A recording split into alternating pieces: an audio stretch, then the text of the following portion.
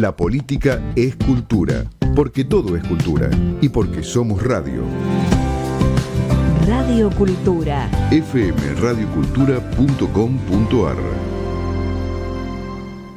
Todos los accidentes por inhalación de monóxido de carbono son evitables. Naturgy te brinda consejos de prevención para que tu casa sea un lugar seguro. Chequea que la llama de los artefactos sea de color azul. Hacé revisar periódicamente las instalaciones y los artefactos por un gasista matriculado. No obstruyas los conductos ni rejillas de ventilación. No te olvides, al monóxido podemos ganarle juntos. Más consejos en www.naturgy.com.ar y seguinos en nuestras redes sociales. Al derecho y al revés, un programa de radio que aborda diferentes temas con una perspectiva amplia y siempre fomentando el debate respetuoso de posturas diversas.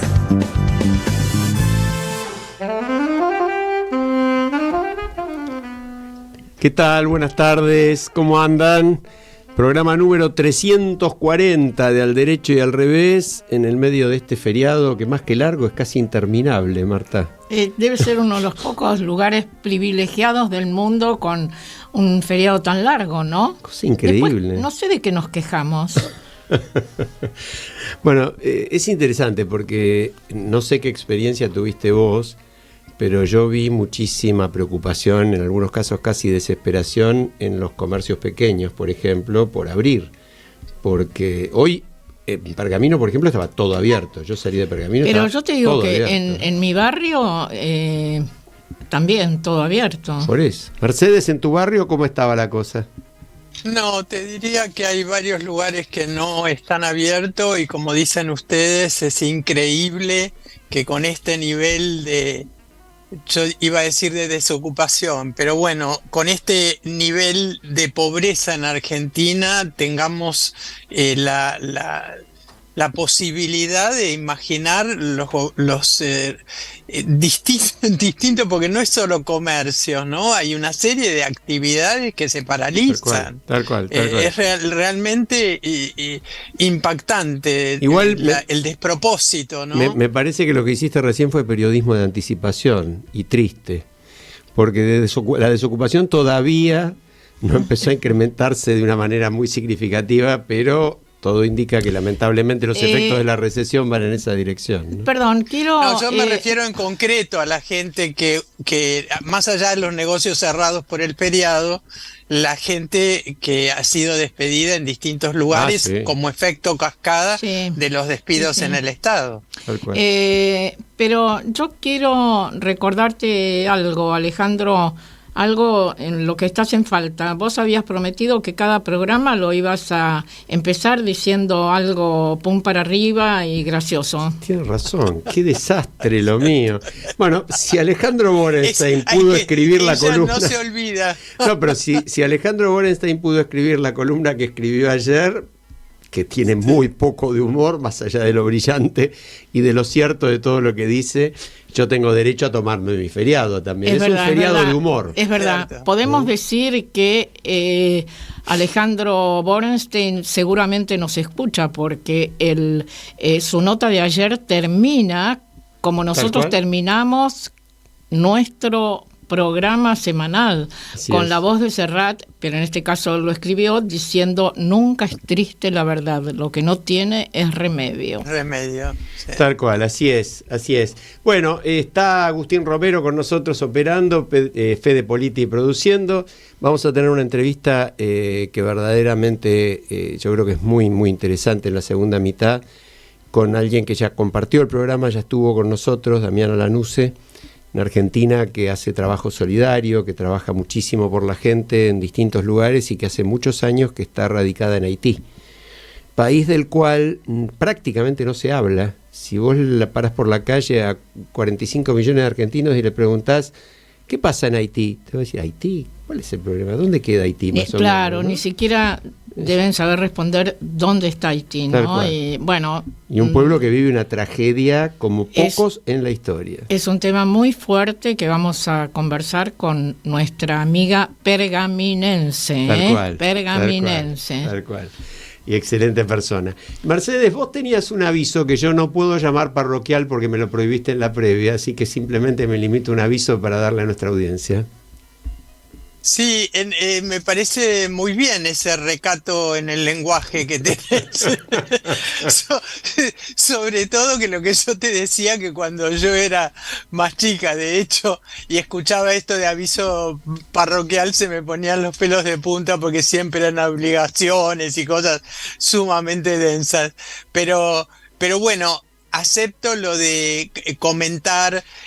Porque decíamos en la previa lo importante que es difundir las innovaciones y todo aquello que se produce en las provincias, en este caso además en la ciudad de Rosario, que uno solo escucha los desastres, los tiros y el narcotráfico, y en realidad lo importante que está sucediendo en Rosario, o una de las cosas importantes que está sucediendo en Rosario, es que se abre el segundo ciclo de la cátedra de evolución senior en la Universidad de NUSEL, y les pido que entren en el link de la universidad para enterarse de este curso, que realmente vale la pena porque es innovador y las propuestas que tiene son superadoras. ¿Y cuál es la temática, Mercedes, del curso?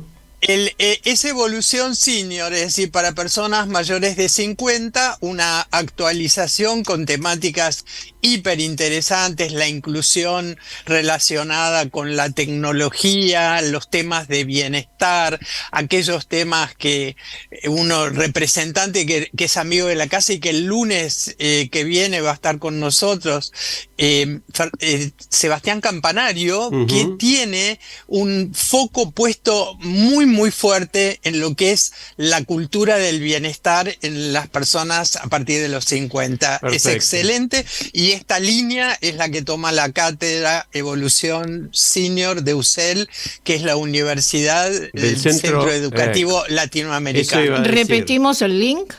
Es www.ucel, es decir, ucel.edu.ar. Allí pueden tener toda la noticia sobre esta magnífica cátedra que inicia su actividad.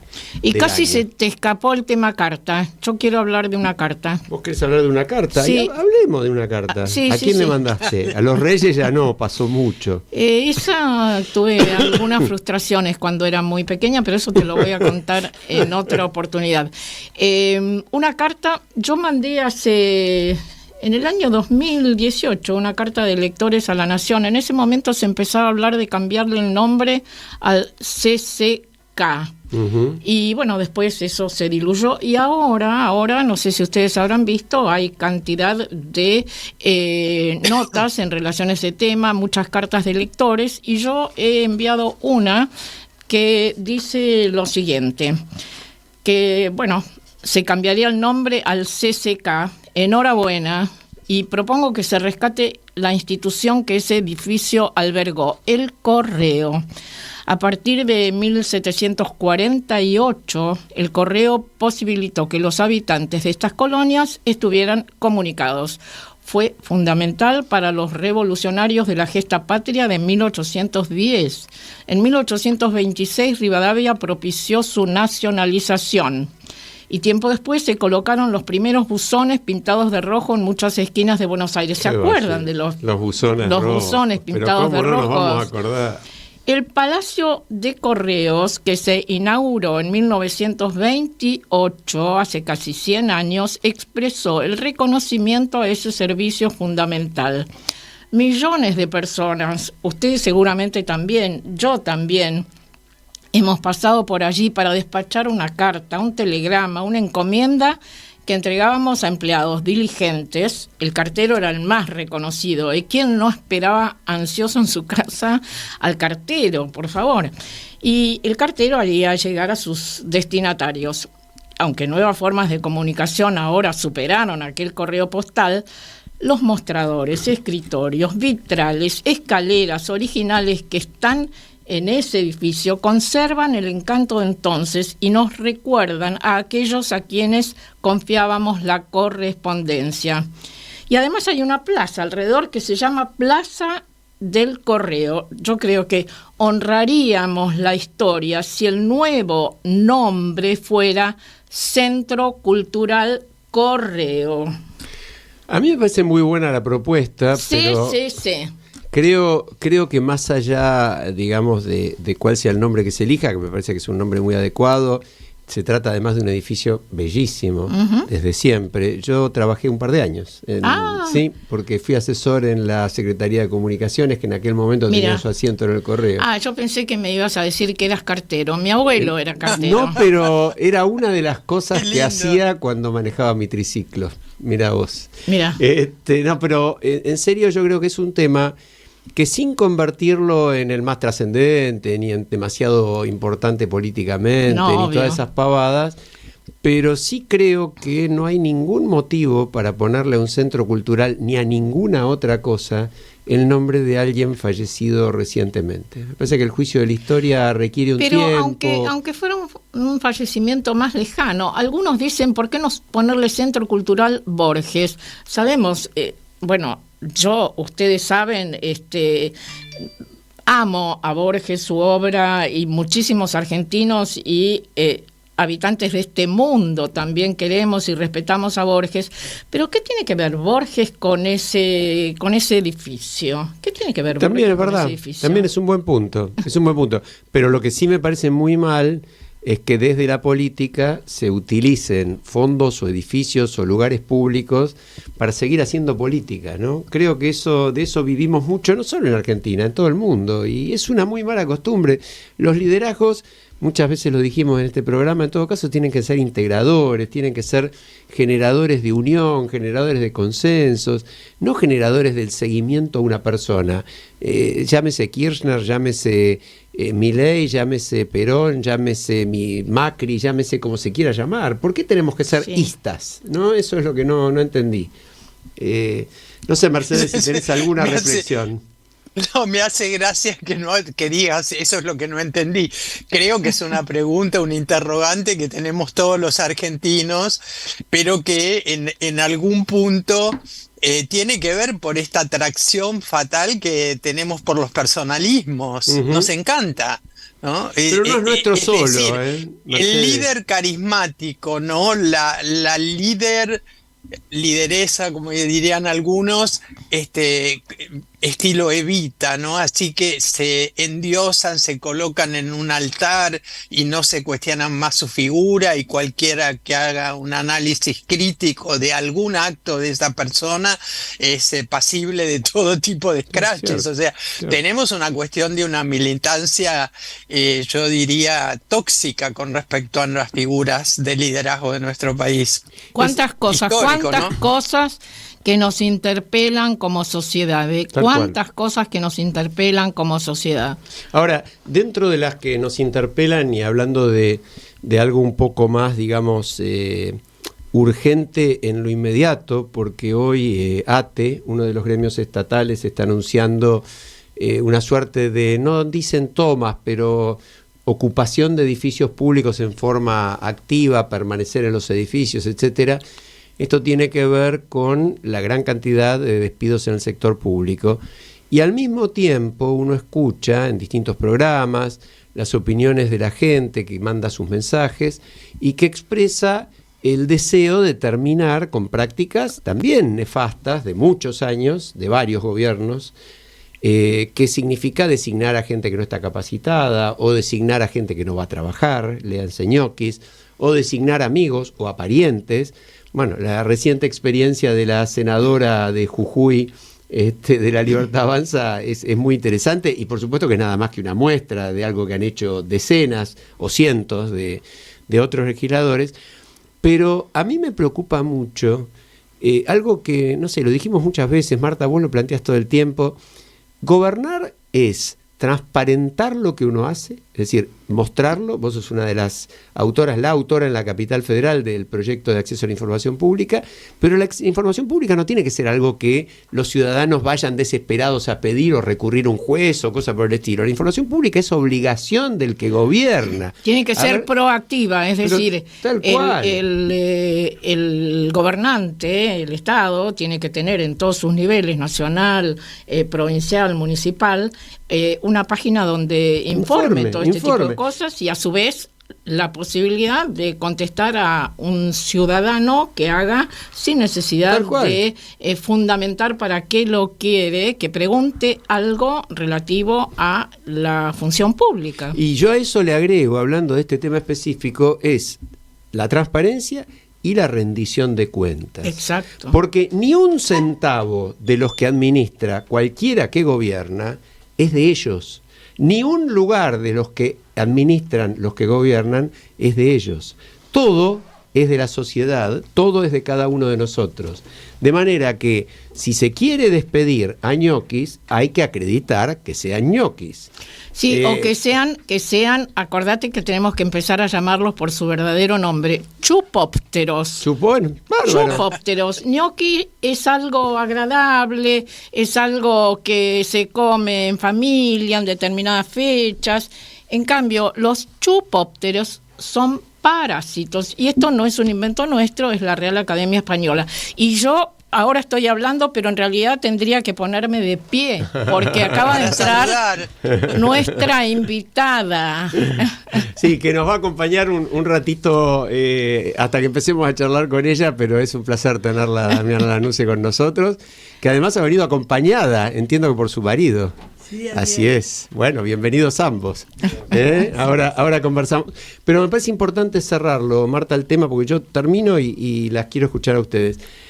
A mí me parece que está muy bien que el Estado designe a quien tiene que designar. Gente idónea, gente capaz, gente en general. Lo ideal y lo que no logramos es que sea entrada por concurso, que sea como corresponde. Ahora, todo eso hay que investigarlo. En los casos en que se hayan violado todos los procedimientos hay que sancionarlo. Lo que yo entiendo que se está haciendo ahora, por muchos ejemplos que conozco incluso personalmente, es: tengo que bajar el 15%, tengo que bajar el 10, el 22, 18, 20 o lo que sea por ciento de la planta que tengo. ¿Y a quién echo? Y al que me viene más fácil, no busco pruebas, no busco si trabaja o no.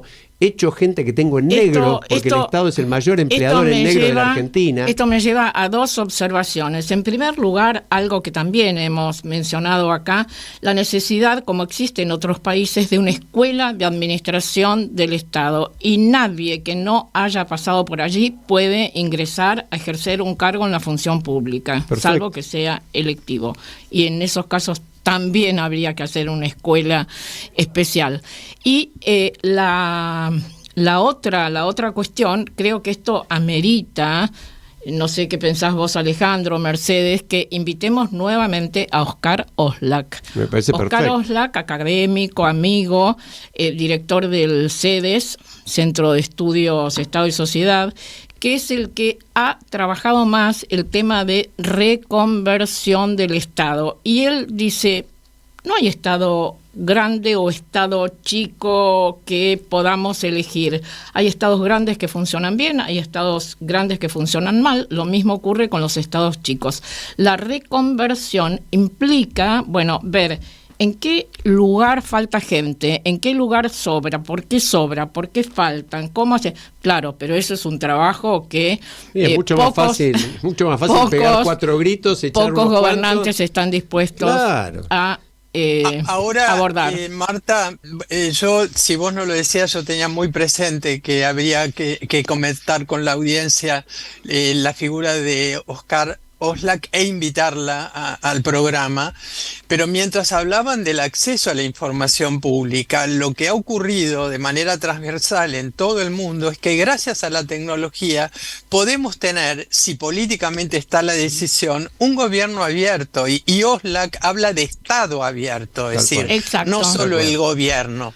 Es decir, que hay muchísimo para hablar con él de lo que puede hacer la ciudadanía a partir de la tecnología en este momento y el ejercicio de los derechos, porque uno de los problemas que tiene el gobierno abierto en nuestros países, digo Latinoamérica, es la falta de participación ciudadana. Tal cual. Sí, y además, Mercedes, Alejandro, ustedes sabrán también, hay una red académica de gobierno abierto, de Estado abierto, que se ha extendido a varios países. Tuvimos también de invitada en este programa a Esther Kaufman, que es la responsable en Argentina de esta red, y lo que tienen que considerar los que acceden al gobierno es que hay cantidad de capacidades en la academia, en la sociedad civil, que pueden colaborar para mejorar el tema de la administración pública. Sí, mi sensación es, hoy venía escuchando, por ejemplo, la palabra de un director de un área importante en el Parque Nacional Lanín, en San Martín de los Andes, despedido después de 16 años de contratos anuales sucesivos. Es decir, donde claramente hay una relación laboral, ni siquiera podríamos decir encubierta, digamos que alevosamente oculta por el Estado, y que acaba de ser despedido junto a, no sé, la mitad de los que trabajan en ese parque, y él explicaba, con la dotación que queda no hay manera de cubrir los riesgos de incendio, la organización del parque, es decir, como que se estaba priorizando, decía él, la idea de abrir esto para hacer negocio con el turismo, y no la protección ambiental. Bueno, independientemente de eso, digo, para despedir a un porcentaje de trabajadores de un lugar como un parque nacional, tiene que haber un plan y tiene que haber una explicación a la sociedad de bueno, también, qué es lo que se quiere también hacer. esto lo dijimos del plan cuando se habló de el momento en que habían cesado de enviar alimentos a los comedores comunitarios, ¿no? Que es cierto que estaban haciendo un diagnóstico, tiene que haber un plan, pero mientras tanto los chicos tienen que comer. Tal cual, ¿no? tal cual. Pero por otra parte, perdón, Mercedes. Sí, sí. Por otra parte, lo que yo quiero decir, que ojo, con esto de decir, no, bueno, pero está mal que se eche tanta gente, etcétera. No, lo que yo creo que es, como vos decís, que se sepa quién es quién y por qué está o por qué no está. Porque yo puedo dar algunos ejemplos, no voy a dar el nombre de repartición, pero me comentaron hace un par de días, en una repartición hicieron un chequeo de los autos oficiales que había. Eran 24, pero aquí que 4 no aparecían y dijeron, 4 están extraviados. Bueno. 4 vehículos. 4 autos. Cuatro autos extraviados. Pero, Marta, yo lo voy más allá de lo que dijiste vos. Yo digo, no es que a mí me parece mal que se trabaje en todo esto. A mí me parece perfecto. Y me parece perfecto que si en vez de 5.000, 60.000 o 70.000 son 200.000 los que están mal designados, se publiciten los 200.000 que están mal designados y se resuelva el problema de la desvinculación de los 200.000 que están mal designados. Lo absurdo, lo canallesco y lo que no es gobernar como corresponde es, tengo que bajar 70, entonces agarro y empiezo a bajar. No, esto es... Bueno, ahí Alejandro, es una locura. Yo quería, vos hablabas de los árboles yo comenté en la previa que conversando con Eva Giberti, que fue invitada nuestra en el programa, ella me decía, ella se ocupa y es especialista y tiene un equipo relacionado con violencia intrafamiliar.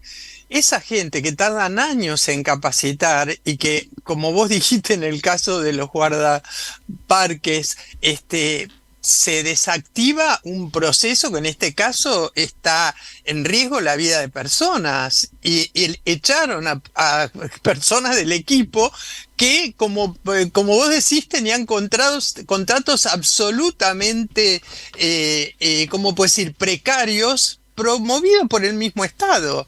O sea que hay una cuestión acá que es necesario poner vedurías, llamémosla inteligentes, con gente capacitada. No sé si existe eso esa posibilidad en este momento, pero no hay manera sino de no desarticular equipos de gente que trabaja en procesos muy serios y muy delicados en nuestra sociedad, como es la violencia infantil o en contra de la mujer, la violencia familiar. En un país donde estamos tan acostumbrados, que quede claro, ¿no? Este país seguiremos charlando. No nos da tregua a nuestra capacidad de asombro. Ahí lo tengo. Vos me pediste algo, yo prometí un toquecito de humor y me hiciste acordar. ¿De qué programa era este ISPA da pa' todo? No me acuerdo. Damiana es muy joven para acordarse, pero bueno. No, pero yo soy más joven que vos, no me acuerdo. había un sketch cómico muy, muy famoso y en el cierre del sketch, yo no me acuerdo. Sí, tal cual. No me acuerdo si era Binguito, no me acuerdo quién era, pero era una maravilla. Nos vamos a ir a la pausa y ya volvemos con Damiana Lanuse, pero voy a comentar muy brevemente, ella por ahí lo va a decir. Primero va a pronunciar el nombre mucho mejor que yo, porque yo tengo que decir, Mano, ¿está bien? ¿Hasta ahí? Decime si voy bien. Sí, Mano está bien. Charlemagne. Sí. ¿C'est bien? Sí, okay. Très bien. C'est bien. Es un cantautor haitiano, por eso quisimos traerlo para empezar la entrevista. La letra dice: dame un poco de luz, Señor, para que pueda ver lo que está pasando. Dame un poco de luz, por favor, para que pueda ver por qué son los hombres los que me hacen sufrir, por qué los hombres no pueden comer. Si nos sentamos y esperamos, tenemos que pasar toda nuestra vida en la sala de espera esperando un mañana mejor. Nuestra madre estaba en la sala de espera, en ella. Nuestro padre estaba en ella. Si luchamos, el sol brillará para todos nosotros y encontraremos el mismo calor. Dame un poco de luz, por favor. Un poco de luz para Haití. Ya volvemos.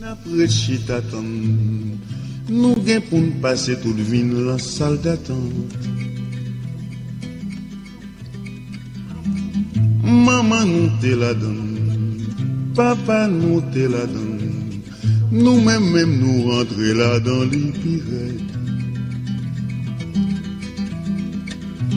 C'est tous ces poignettes nous pour lutter, car la manne va tomber encore. Soleil éclairé pour nous tous, dès nous tous va joindre même chalet. Soleil va éclairer pour nous tous, dès nous tous va joindre même chalet. Soleil va éclairer pour nous tous, et tout le monde va joindre même chalet. Tonnerre, bon mon petit lumière souple, bon. Al derecho y al revés, las dos caras de la realidad, el yin y el yang de los temas actuales. Vuelta. Decíamos, Damiana Lanuse ya estuvo con nosotros, pero vamos a recordar que cursó Relaciones Internacionales en la Universidad de El Salvador, que desde hace más de 20 años trabaja en organizaciones de la sociedad civil como Cáritas, Escuelas Ocurrentes, Fundación Germinare. En los últimos años fue directora ejecutiva de la Fundación América Solidaria en Haití. Yo contaba, y quiero decirlo, ¿no? Damiana es una persona que a los 26 años se mudó a Los Polvorines, por ejemplo, un barrio vulnerable del conurbano bonaerense, donde por 2 años hizo una experiencia de servicio solidario. Esa es Damiana y mucho más, porque vive en Haití, que no es poco, trabajando justamente en estos temas. ¿Cómo te va, Mana? ¿Cómo andás? Muy bien, muchas gracias por Damiana, recibirme. un gustazo tenerte acá y tenerte en el piso. En el programa ya te hemos tenido, pero en el piso verte y poder abrazarte es todo un privilegio. No, el privilegio es mío, muchas gracias. Nosotros conversamos con vos varias veces sobre la dramática situación que se vive en Haití, ¿no? Yo pensaba en el título de un artículo que escribimos, creo que con Marta, porque siempre escribimos a 4 manos, diciendo que siempre se puede estar peor. Y retomo una nota tuya en Infobae de marzo del año pasado, muy cortito, cito. Hoy vive aterrorizada la sociedad haitiana, el crimen organizado controla el poder, supera la fuerza policial y militar, la capital está asediada, barrios enteros atrincherados, no hay Estado, es muy marcado el deterioro creciente, en especial en el último mes. La gente duerme debajo de sus camas, queman personas, violan mujeres, incendian iglesias, autos, casas, secuestran a mansalva, saquean sin parar. ¿Es peor hoy? Es peor. Es peor. Wow. No queda nada en pie. Están atacando directamente todas las instituciones que podrían brindar una respuesta o algún tipo de salvaguarda. Los niños no pueden ir a las escuelas. Esta semana incendiaron la Universidad Nacional de las Artes, o sea, universidades, un hospital también muy emblemático, diría que uno de los más grandes, tuvo que cerrar sus puertas por desabastecimiento de medicamentos y también por no dar abasto en su capacidad para atender a la población, digamos, enferma o malherida. Es decir, tuvo que cerrar sus puertas al público, se le estaban mezclando en las mismas habitaciones personas muriendo y personas por ser atendidas. La policía también es atacada en comisarías, el mismo director general de la policía en su domicilio fue atacado, atacan embajadas, saquean el sector privado, empresas. El primer ministro, Ariel Henry, está en Estados Unidos porque salió para un viaje protocolar y no ha podido volver. No ha podido volver al punto tal que fue forzado a presentar su renuncia desde el exterior. ¿Y quién está ocupando ese cargo o algo similar? Nadie. Su renuncia hasta tanto no se configure un gobierno de transición o como le están llamando un consejo presidencial de transición. Él sigue en funciones, pero está justamente a las vueltas con esa solución intermedia que se está por configurar, pero no se termina de confirmar. ¿Por qué o qué explicación le das vos a que la comunidad internacional dé tan poca información sobre este tema, no se solidarice y actúe como correspondería? ¿Qué explicación le das? Y ganan los intereses sectoriales, privados, políticos, ganan los intereses por encima del prevalecimiento del bien común. Hay un montón de variables en juego o elementos que pueden explicar las causas de lo que está ocurriendo. Y hay una complicidad clara en este encubrimiento de la comunidad internacional aliada con unas élites locales. Ahora, ahí es lo que uno llama la atención, ¿no? Ahora Mercedes, ya te dejo también a que preguntes vos. Esas élites, no se entiende muy bien qué beneficio pueden tener en semejante desquicio, ¿no? Donde parecería que no puede ganar nadie. Es decir, hasta un punto determinado vos decís, bueno, mafias, grupos tan violentos, criminales, bueno, pero a partir de un punto ya no queda casi nada. Vos lo que estás narrando, y que es lo que efectivamente pasa por los poquísimos reportes que hay, es un caos absoluto en Haití. Pero estas élites, cuando hablamos de mafias, no es tan fácil salirse. Digo, una vez que entraste ahí, la espiral es descendiente. Es como narcotráfico es un tema relevante allí. Sí, narcotráfico. O sea, tráfico ilegal de armamentos, de drogas, de personas. De personas, sí. Qué espanto. Sí, Mana, yo recuerdo el encuentro virtual que tuvimos en julio en el 2021, donde para la audiencia que no tiene por qué acordarse, y conversamos con vos y con Antonal Mortimé, y allí él, haitiano y con una representatividad y conciencia de la historia de Haití muy fuerte, y allí yo recuerdo que ustedes hablaron de este tema y vos hiciste como una defensa de de la comunidad haitiana y que las instituciones y organismos internacionales tenían que tener mucho cuidado al entrar a Haití y hacer participar a los haitianos. Yo escuché de nuevo el programa y vos allí decías algo como Haití tiene la suficiente capacidad en los miembros de la sociedad para salir adelante, e hiciste una defensa muy fuerte de ese núcleo de haitianos y haitianas con capacidad de sacar el país adelante.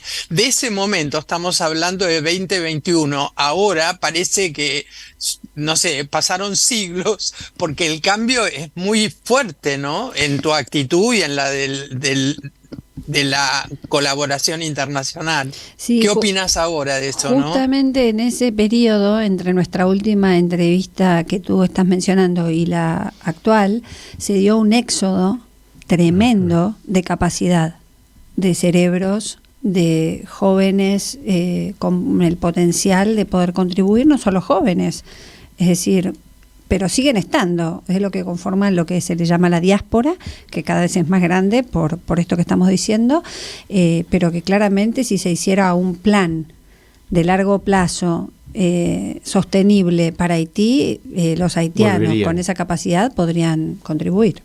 Regresar, claro. Damiana, vos estás acá por cuestiones familiares además, porque tenés familia acá supongo que en Pergamino también, ¿no? Tu idea es regresar a Haití. Bueno, acá está presente tu marido, que es haitiano. Ustedes regresan cuando Haití y te reincorporás a América Solidaria, o América Solidaria ya no está funcionando. Contanos un poco ese plan futuro. Nosotros ahora estamos en la Argentina porque no podemos volver a Haití. Ya tuvimos que cambiar nuestro pasaje 2 veces por falta de posibilidad de volver, porque el aeropuerto cerró desde un ataque que hubo a un avión. Entonces no se está pudiendo ingresar en Haití. Así que mañana tendría que haber sido nuestra segunda oportunidad de salir y tuvimos que también la suspenderla. Es por eso que ahora actualmente estamos acá. Somos bendecidos de tener este plan B, por llamarlo de alguna manera, donde tenemos nuestros afectos y también es nuestro hogar, pero bueno, lo cierto es que no podemos volver a casa. Con respecto al trabajo que yo estaba teniendo en América Solidaria hasta el 30 de noviembre del año pasado, bueno, la Fundación decidió suspender sus operaciones en el país hasta nuevo aviso por básicamente incapacidad para funcionar o para poder planificar y operar. Yo recuerdo que vos nos habías comentado que un tiempo atrás habían tenido que mandar a los voluntarios de vuelta a sus países también o algo por el estilo, ¿no? Sí, porque no les podían garantizar ni siquiera la seguridad. Sí, apenas yo ingresé a la organización, 3 o 4 meses después fue el asesinato del presidente y ahí hubo que evacuar a todos los voluntarios extranjeros. Acá yo quiero comentar que después. En 1974 yo estuve en Haití, un viaje que hicimos con mi esposo por Latinoamérica y el Caribe para conocer en profundidad todo aquello que es parte de nuestra historia. Y bueno, cuando volví dije, nunca vi tanta pobreza, nunca vi tanto horror y nunca vi tanta belleza geográfica. Es hermoso estar allí, mirar el mar, esas playas, y sin embargo esta cosa tan trágica son los contrastes de Haití. Exactamente. Son contrastes tan polarizados que también eso le hace tener un magnetismo muy fuerte al país y a lo que es su cultura vibrante, su gente. Yo creo que les comenté también en alguna oportunidad, es como un pedacito de África en América, ¿no? Uh-huh. Y bueno, la verdad es que yo creo que hay que tomar perspectiva en los análisis, porque lo que leo últimamente en varios informes, tanto de Naciones Unidas como de distintos organismos, organizaciones que operan en el país y que sacan sus informes, y el análisis es bastante lineal, bastante simple y bastante superficial. Es decir, lo que dicen básicamente es Haití se encuentra en esta situación de inseguridad debido a las bandas armadas, ¿no? Lo dejan en ese nivel cuando en realidad obviamente es muchísimo más profundo. Está la variable histórica, la variable cultural, hay distintos niveles de análisis, obviamente todo lo que estábamos hablando de las fronteras porosas, su geolocalización en el medio del Caribe, en el camino hacia el Pacífico, en el medio de la ruta narco, es decir, y justamente eso es lo que termina derivando en este síntoma, que son las bandas armadas que se van extendiendo y que van tomando el poder, pero ellas están obviamente apoyadas y financiadas, si no, no podrían estar. Es como si se quisiera definir a Rosario como un problema de 4 o 5 bandas que trafican y nada más que eso, ¿no? Exacto. Acá Marcelo... yo quiero recordar que Haití fue el segundo país en declarar su independencia después de Estados Unidos. Esto fue en 1804, ¿no es así? Así es, el primero. Y un país de hay una esclavos nota tuya muy de interesante, color. ¿No? Decía Mercedes que hay una nota tuya muy interesante. Sí, creo que es la misma que mencionaba Alejandro hace un ratito, el año pasado, sí. Yo le quiero transmitir Dale, Mercedes. Vos tenías algo. ¿Qué opinás de esta decisión de Biden de apoyar a las Fuerzas Armadas de Haití en este momento? Yo cuando lo leí pensé, ¿qué pensará Dayana de esta cuestión? Porque hay ahí también todo un circuito de intromisión extranjera permanente que no da buenos resultados, por lo que entendí de las veces que hemos hablado de esto con vos en la radio, ¿no? Sí, ahí el kit de la cuestión es el cómo, no el qué. Haití necesita soporte, pero los antecedentes de esos soportes no han sido sostenibles. ¿Por qué? Porque se hacen unas inversiones multimillonarias para intervenir, de repente... hasta un cierto punto salir de una cierta situación de crisis, pero no queda nada.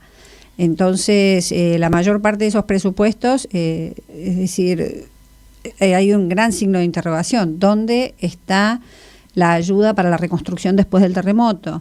¿Dónde quedó? Es decir, se fueron en 2017 las fuerzas de la MINUSTAH, ¿y qué pasó? No quedaron capacitados los oficiales locales. El desmantelamiento de las Fuerzas Armadas haitianas también por parte de un presidente apoyado por los Estados Unidos en la década de los 90, en el 95 Haití se queda sin Fuerzas Armadas.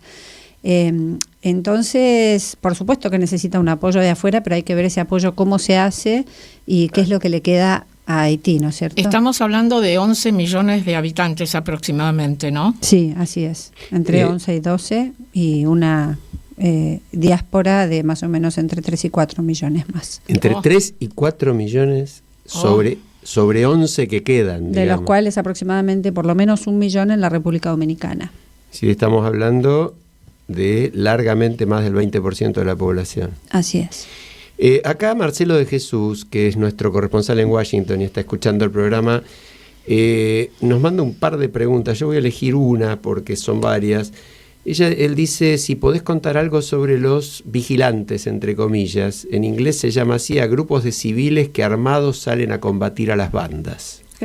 Así que hay un fenómeno como de guerra civil prácticamente de ahí. Sí, porque al estar ausente el Estado y también al estar desabastecida la policía en términos de equipamiento, de infraestructura y de salarios, es decir, está tan débil que quedan en inferioridad de condiciones frente a las bandas armadas, la población tiene que forzosamente defenderse a sí misma por mano propia. Hace unos meses atrás hubo un fenómeno que se llamó bois calé, es una expresión en creol, pero que básicamente significa madera cortada, y es que salieron a quemar a los bandidos, es decir, y a descuartizarlos. Hubo varias, como que la población civil los encontró, los agarró o entró mismo en la comisaría después de ser detenidos estos bandidos, y los quemó vivos. Hubo un caso muy emblemático que fueron 14 en una zona de Canapé. Yo leí dos. Impresionante. Esto fue durante el año 2023 y fue un movimiento de la población civil en contra de los bandidos que fue literalmente lo que estoy describiendo, y todavía sigue de alguna manera eso latente. Ahora, por lo que vos estás contando, Marcelo también decía si podés describir un poco cómo es la vida social de una familia media. ¿Alguien puede ir a comer afuera? ¿Los chicos pueden jugar un partido de fútbol? Todo esto cada hoy, vez menos. Claro. También, contestando a la pregunta que él hacía, ahora la población se está atrincherando en sus propios barrios.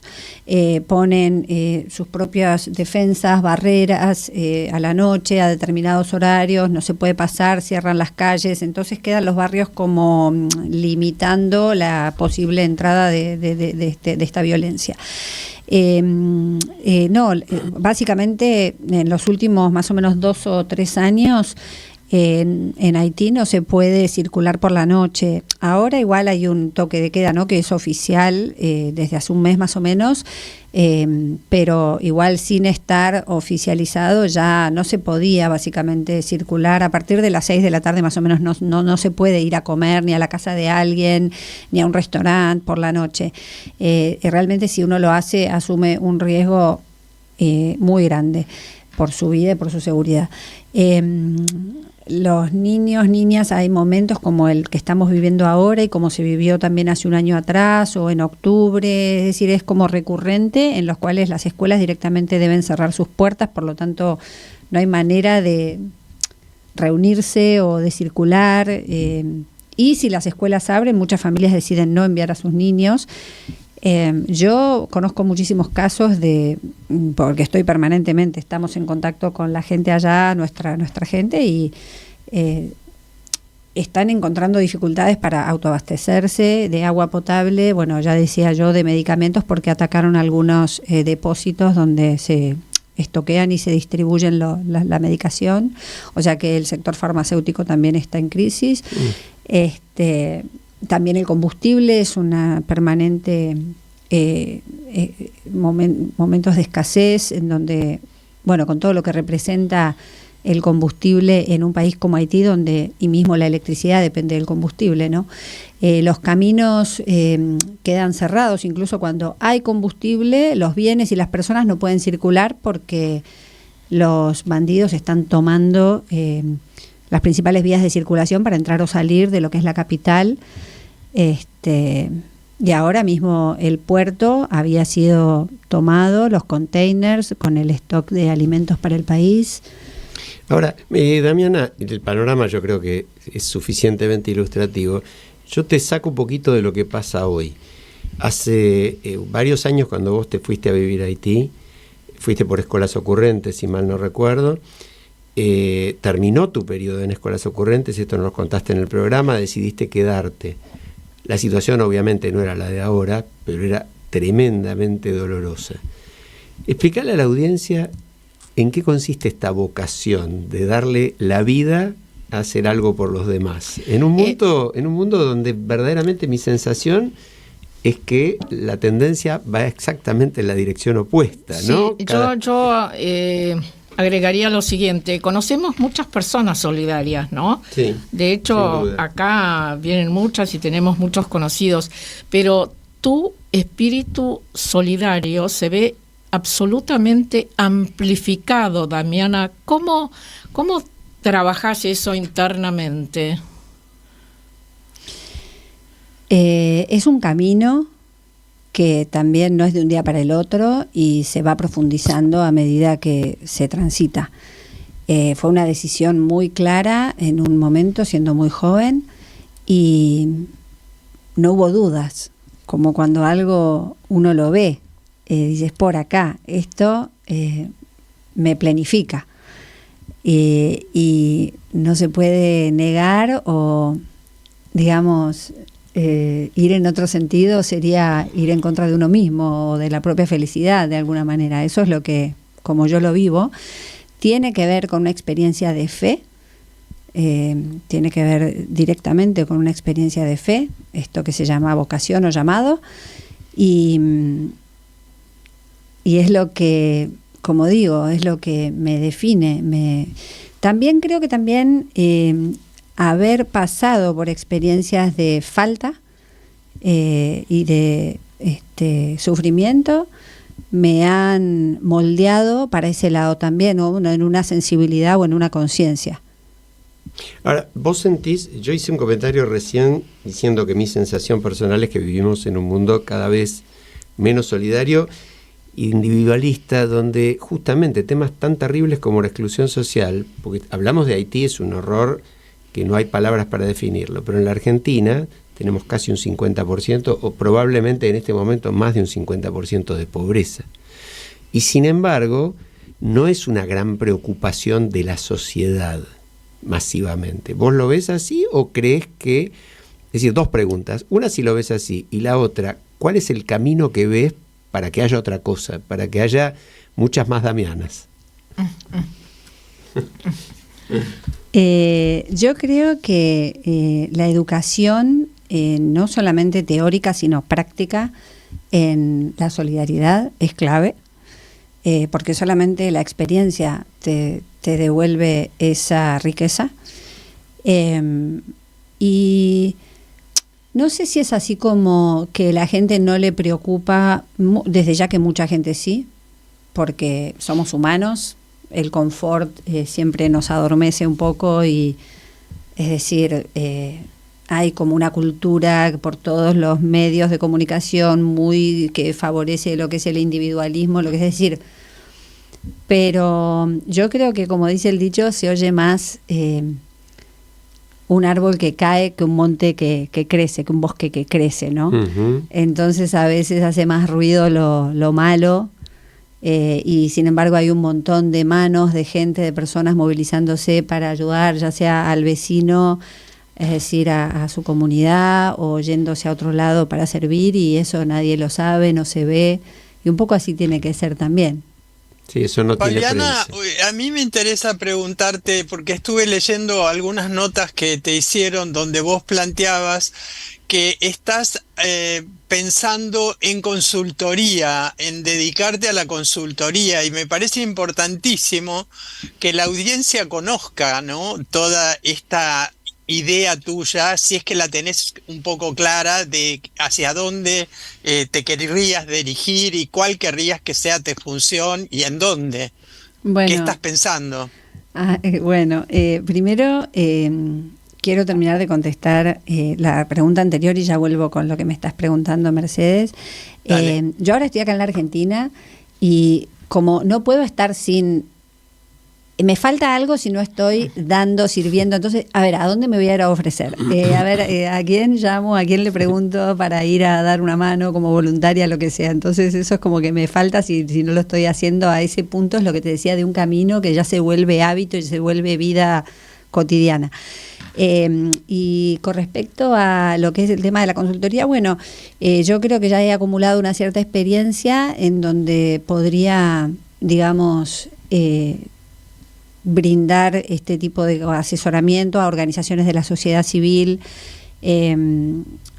básicamente por ahí me veo, pero siempre es como el momento ahora, ¿no?, de consolidar esa idea que viene madurando desde hace un tiempo, hace un par de años, y todavía no lo armé, pero estoy también haciendo yo mi propia consultoría como para ir en ese camino de consolidar como tipo de trabajo independiente. Hasta ahora siempre quise aprender de otros y esa era un poco mi prioridad, y ahora digo, tal vez otros pueden aprender de mí. Estás en comunicación con nuestra compañera del programa de equipo, Inés Sanguinetti, y su organización Crear Vale la Pena. Siempre. Sí. Buenísimo, buenísimo. Sí, esa es una vía. Se nos queda algún minutito. Yo hay una pregunta que te hice la otra vez y que te la quiero volver a hacer ahora. Por supuesto, en una circunstancia distinta. ¿Cómo se ve la Argentina desde lejos ahora? ¡Qué pregunta! Se ve... Tenés un minuto para contestar. Se ve sobra. como un país rico en antecedentes de muchas décadas de personas construyéndolo, y eso está a la vista en lo que es la infraestructura, en lo que es la educación, la mentalidad de la gente, la capacidad de gestionar, trabajar. Es decir, yo sé que es un momento de mucha crisis, pero hay que agradecer realmente el país que tenemos, porque sobre todo comparándolo con Haití, que donde no hay nada, no hay caminos, no hay hospitales, no hay profesores formados para brindar una educación de calidad a la infancia. Digo, aquí hay mucho deterioro, sin duda, pero no se puede negar que hay mucho también donde apoyarse para poder seguir creciendo. Damiana Lanuse, ¿cómo te llamamos ahora? Porque se terminó la dirección ejecutiva, consultora. Ahí está. Bueno, muchas gracias, cómo no. Consultora, trabajadora en desarrollo social, en temas sociales. Realmente ojalá puedas transmitir esa maravillosa experiencia tan enriquecedora. Gracias Damiana, una vez más. Gracias a ustedes. Nos vamos, se nos terminó el tiempo. Me gritan desde ahí, me gritan, ya te pasaste. Nos vamos con el Nano Serrat. Nunca es triste la verdad, lo que no tiene es remedio. Hasta la semana que viene.